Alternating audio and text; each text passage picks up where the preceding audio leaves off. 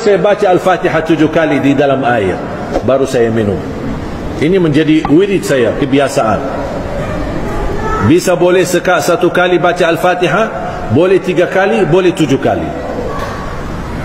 Dan subhanallah, Al-Fatihah termasuk surah yang paling dahsyat untuk menyembuh segala penyakit.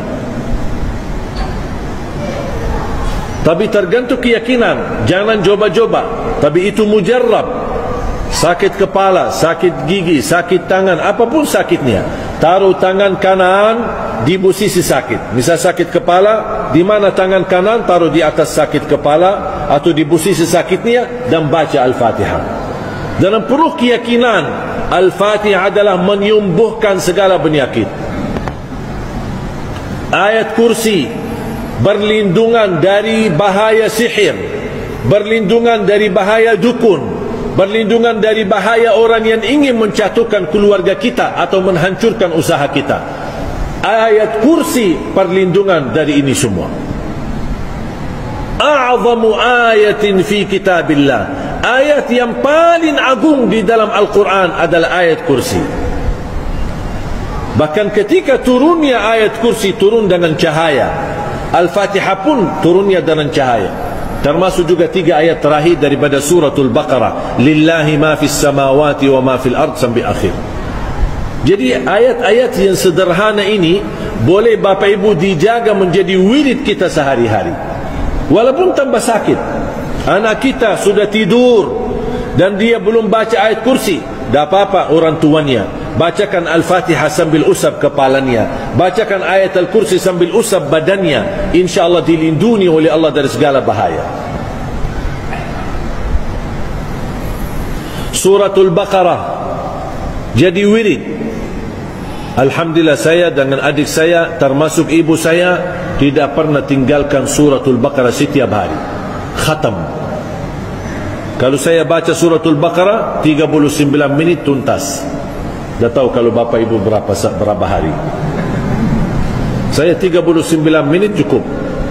Lancar, bacaan lancar sudah cukup. 39 menit khatam Suratul Baqarah 286 ayat. Dan saya jaga Suratul Baqarah ini karena Rasulullah SAW bersabda, "Alaikum bi suratil Baqarah, fa inna akhdaha barakah wa tarkuha hasrah, wa la tastati'uha al-batalah." Bawalah Suratul Baqarah, jagalah Suratul Baqarah. Barang siapa yang membawa Suratul Baqarah, dia telah membawa keberkahan. Dan barang siapa yang tinggalkan Suratul Baqarah akan menyesal. Dan orang yang membaca Suratul Baqarah di rumahnya tidak akan berani didekati syaitan rumahnya. Kalau syaitan di dalam pun akan lari kabur dari rumah yang dibacakan dalamnya Suratul Baqarah. Mohon maaf Bapak Ibu, mungkin merasa berat atau masih berbata-bata atau sulit membaca Suratul Baqarah, silahkan buka Al-Quran dan hidupkan YouTube Suratul Baqarah atau CD atau MP3 atau dari HP, setelkan Suratul Baqarah sambil buka Al-Quran, sambil simak. Masa pun simak tidak bisa sih? Dengar, insyaAllah tidak lama. Dan ini menjadi wasilah. Pertama, kita dapat pahala. Yang mendengar sama pahalanya sama yang membaca. Setiap satu huruf 10 kebaikan. Yang kedua, Allah turunkan keberkahan di rumah kita dan keluarga kita. Yang ketiga, tidak ada syaitan dan jin berani dekati rumah tersebut. Yang keempat, kalau ada jin, ada godaan, ada makhluk halus di dalam rumah kita, akan diusir oleh Allah dengan kekuatan dan cahaya Suratul Baqarah. Bahkan Al-Baqarah menjadi perlindungan dari segala penyakit. Faham Bapak Ibu?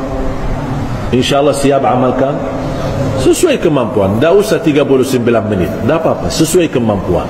Kalau tak bisa tuntas 1 hari, tak apa-apa, lanjut besoknya. Kalau belum bisa selesai pun, lanjut hari ketiganya sampai selesai Suratul Baqarah. Begitu selesai, ulang lagi. Dan jadi rutin, InsyaAllah sampai akhir hayat. Wallahi dahsyat. Berkah rizki, berkah umur, berkah keluarga, berkah rumah, dan dijauhkan oleh Allah dari segala bahaya dan keburukan. Tak ada yang lebih bahaya daripada sihir, dan dukun, tapi Allah selamatkan dari godaan makhluk halus dan syaitan dan jin, apalagi godaan manusia. Al-Baqarah itu dahsyat. Ayat kursi satu ayat, kalau kita jaga setiap habis salat fardu, akan dapat jaminan masuk surga. Cuba ayat satu ayat. Makanya saya sering ingatkan jamaah, kalau anda buru-buru, ada urusan, ada kerjaan, ada meeting, ada rapat, ada janji, begitu selesai salat, Assalamualaikum warahmatullah, Assalamualaikum warahmatullah, Astaghfirullah, Astaghfirullah, Astaghfirullah, Allahumma antas salam wa minkas salam, sampai habis, langsung ayat kursi. Habis itu dah apa-apa jalan. Ayat kursi dulu. Kalau anda takut buru-buru, ada urusan, dah bisa ditunda, ayat kursi.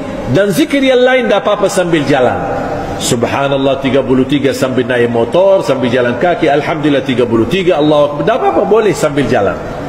Tapi ayat kursi jangan sampai terlewat habis salat fardu. Kenapa? Rasulullah SAW bersabda, man qara'a ayatal kursi dubura kulli salatin laysa bainahu wa bainal jannati illa an yamut.